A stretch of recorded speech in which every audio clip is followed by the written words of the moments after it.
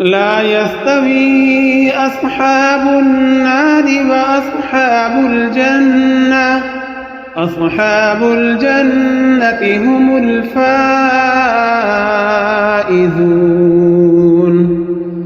لو أنزلنا هذا القرآن على جبل لرأيته خاشعا متصدعا من خشية الله. وتلك الأمثال نضربها للناس لعلهم يتفكرون.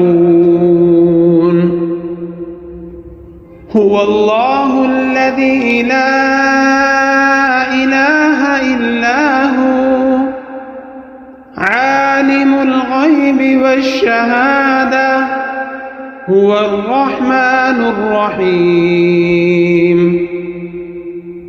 هو الله الذي لا